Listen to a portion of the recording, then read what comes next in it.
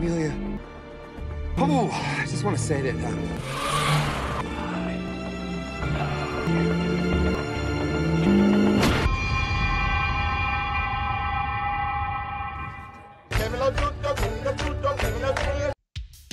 Halo semeton semuanya, apa kabar kalian? Gimana? Masih sibuk jaga jodoh orang? Kembali lagi dengan channel gue, Infinity Story. Pada kali ini gue bakal bahas film action yang ada komedinya juga, yang berjudul Hitman Bodyguard. Film ini dibintangi oleh tetangga-tetangga gue yang bernama Ryan Reynolds dan Samuel Jackson. Bercerita tentang bodyguard terbaik di dunia yang terpaksa mengawal pembunuh bayaran terbaik juga, di mana combo mereka itu penuh dengan aksi kekonyolan. Oke, tanpa basa-basi kalian duduklah dengan santuy, lemaskan otot kalian, tarik nafas dalam-dalam, dan kita mulai.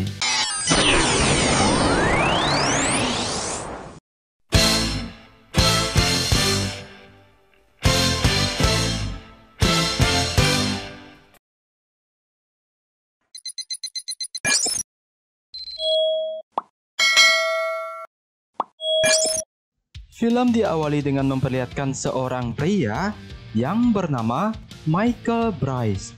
Dia adalah seorang pemimpin dari agensi perlindungan, bisa dibilang bodyguard, dan dia terkenal menjadi yang terbaik di seluruh dunia. Namun sekarang, ini adalah pertama kalinya klien yang dia lindungi terbunuh di depan matanya.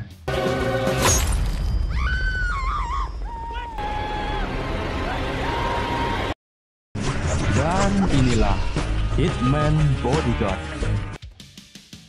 Di tempat lain, orang yang bergelar profesor ini sedang berada di ruang sidang, di mana dia diminta menjadi saksi oleh para hakim untuk saksiannya atas kekejaman Presiden Belarusia yang bernama Dukhovit. Gak pakai 19. Profesor ini menceritakan kisahnya tentang sang presiden yang datang ke rumahnya akibat profesor sering mengkritik, yang kemudian mereka membunuh keluarga profesor di depan matanya sendiri. Namun cerita kekejaman presiden tersebut tak ada artinya karena tanpa bukti yang jelas. Sustained. Sedangkan di sisi lain, seorang tahanan yang bernama Darius Kimkit saat itu sedang menghadap petinggi Interpol, di mana dia diminta untuk menjadi saksi atas kekejaman Presiden Belarusia dengan jaminan istrinya dibebaskan. Darius sendiri dikenal sebagai pembunuh bayaran nomor 1 yang beroperasi di seluruh dunia. Namun pada akhirnya, dia bisa tertangkap dengan dijebak dengan berita bohong yang mengira istrinya sedang kecelakaan. Wanita ini adalah Amelia Roussel, di mana dia ditugaskan untuk memimpin pengawalan Darius ke tempat sidang. Namun saat dalam perjalanan, mereka dijegat oleh anak buah sang presiden untuk membunuh Darius sebagai saksi. Dan pertempuran hidup mati pun terjadi.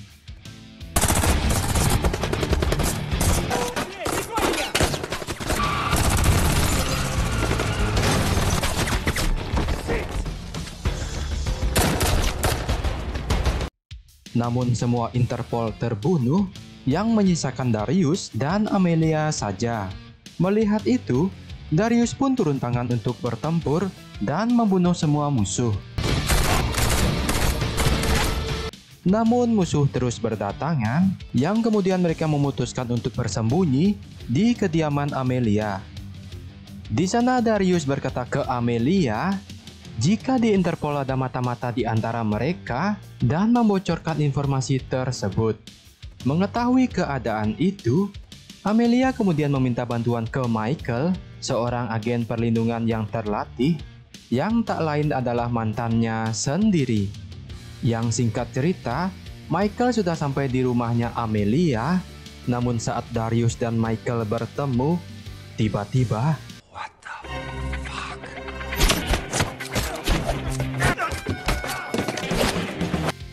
yang ternyata mereka adalah musuh bebuyutan selama ini. Oh, shit. And 99. Scan berpindah, di mana orang dari Interpol mengunjungi Presiden Belarusia tersebut, yang ternyata mata-mata dari Interpol itu sendiri adalah salah satu petinggi Interpol tersebut. Balik lagi ke Michael, di mana saat itu dia bercerita ke Amelia jika Darius mencoba membunuhnya 28 kali saat sedang bertugas. Namun Amelia tidak peduli dan meminta untuk melindungi Darius, kemudian pergi. Di sisi lain, anak buah dari sang presiden sudah mengetahui keberadaan Darius dari pengkhianat Interpol, yang tak lama kemudian polisi pun juga datang untuk menangkap Darius. Merasa situasi semakin gawat, mereka pun memutuskan untuk kabur dari tempat tersebut.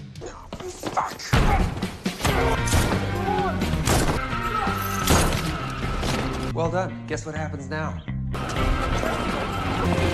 I like to keep things a little more subtle. Dan pada akhirnya mereka pun berhasil kabur. Pindah ke Amelia, di mana dia berkata ke atasannya jika kemungkinan ada pengkhianat di Interpol. Namun dia tak menduga jika pengkhianat itu adalah salah satu atasannya.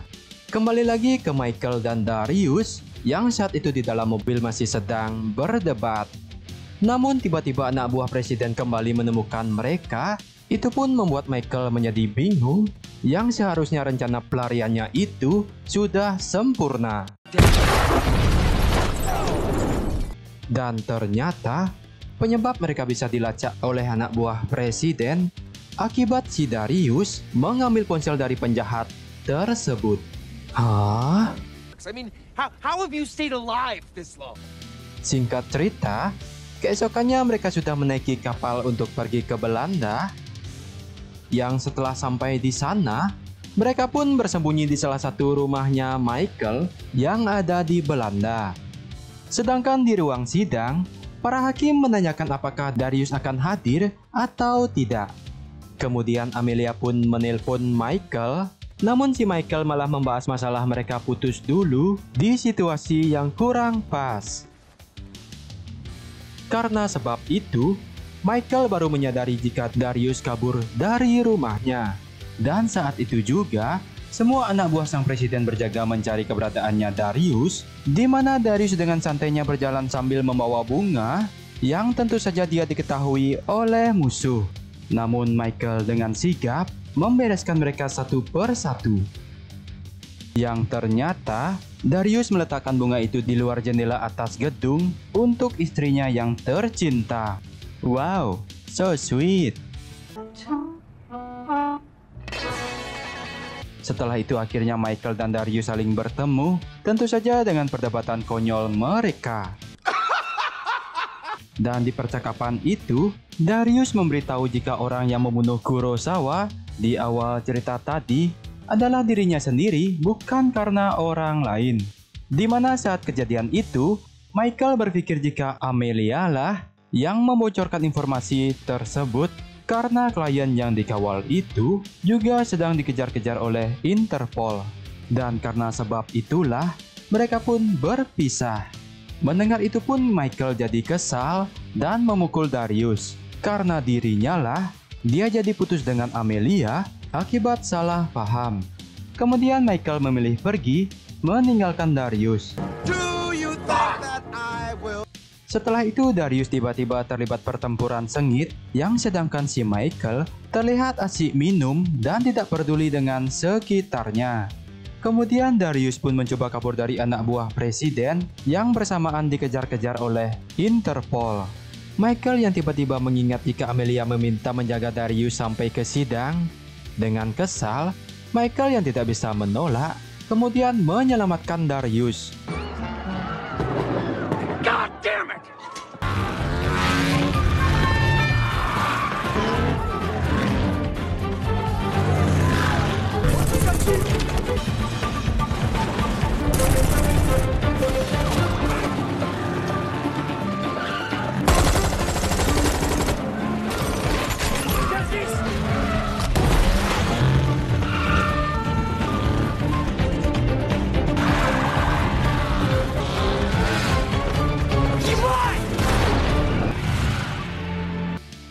Saat merasa Darius sudah aman, Michael pun tak sadar ada mobil yang menabraknya, kemudian ditangkap dan diinterogasi oleh anak buah sang presiden.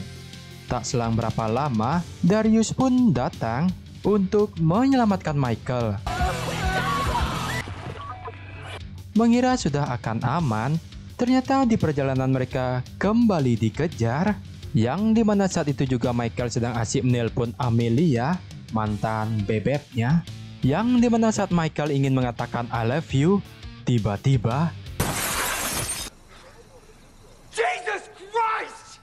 Really? What happened to the seatbelt rule? dasar koplak. Yang kemudian aksi kejar-kejaran terpisah pun terjadi. Darius yang bertempur dengan banyak mobil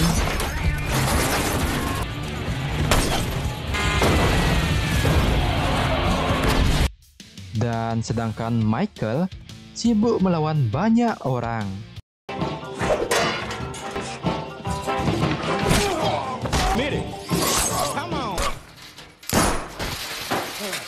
Setelah semua sudah dibereskan, Darius pun tiba menjemput Michael dan segera pergi ke tempat sidang. Di sana Darius dimintai bukti kejahatan Presiden Belarusia dan ditanyai apakah pernah dipekerjakan olehnya.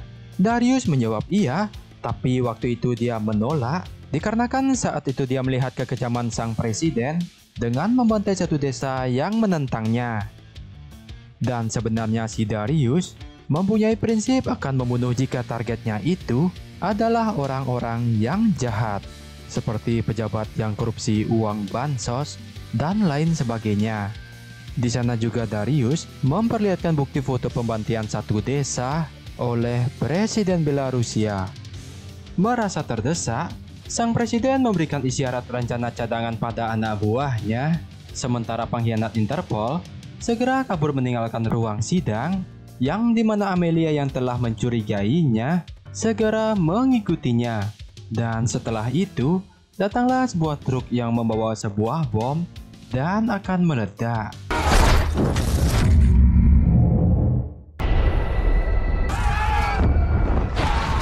Di saat sang presiden ingin membunuh Darius, Michael tiba-tiba refleks melompat dan melindunginya. Tapi karena aksinya itu, Michael jadi tertembak dan tak berdaya. Namun Michael menyuruh Darius pergi untuk meninggalkannya dan menangkap sang presiden.